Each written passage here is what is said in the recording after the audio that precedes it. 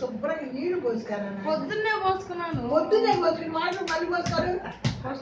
ఏదో పట్టదు నీకు. బట్టలు అయిపోయేది కాదు. ఏంది నీళ్లు పోసుకోండి.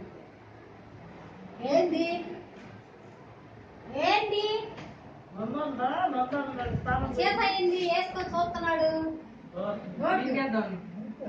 అన్ని తినే పని. అది అంటున్నాడు పో. పెద్దమ్మంట పెద్దమ్మంట ఊరి బదాలా అంటుందంట. ఇంకోళ్ళు వెళ్దాం మనం ఇంకోళ్ళు ఆదివారం నాడు వాళ్ళే వస్తారు. చేపల కూర ఉంటాం. మళ్ళీ చేపలు అయిపోలా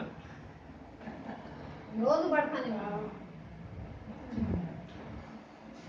రాయిని పడుతున్నాడు. దాని మెత్తకుండా చేపలు బదే ఉండవు.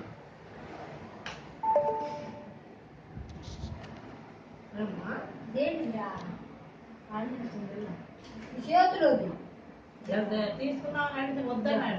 చెప్పు చేపలే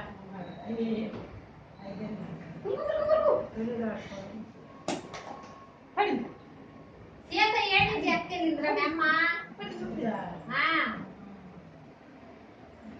అమ్మమ్మని రాసుకో. రాయు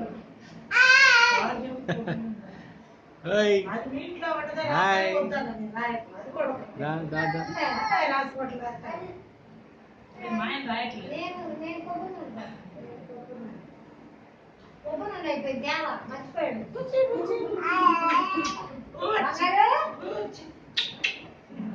బంగారు చెల్లు అన్న చెల్లు ఇదిగో జోడేది.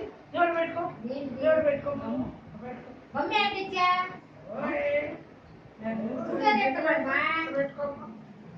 అయ్యో జారిపోతుంది. రామ్ రామ్ రామ్ రామ్ రామ్ అన్ని తెలుసుకోండి. నెత్తి మీద ఉంది కూడా.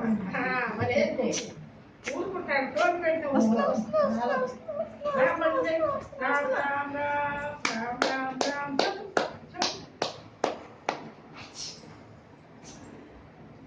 చెయ్యి. రామ్ అంటే అది చెయ్యి. వస్తున్నా రారా రారా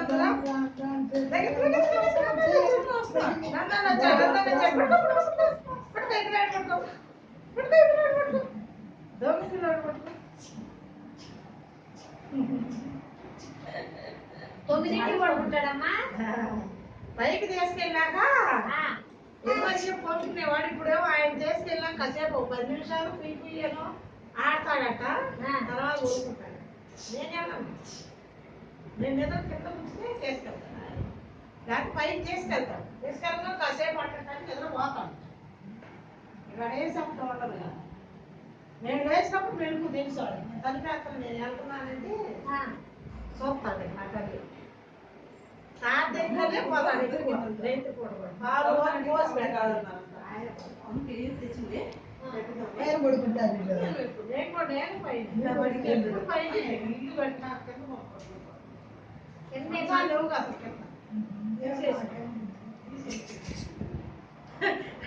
తాత రెండు మరింటి కాడికి తీసుకెళ్దావా?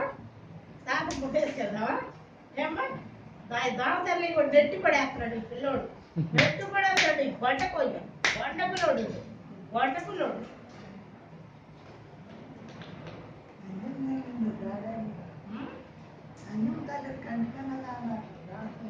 ఏడంలో ఏడే ఉన్నాడు.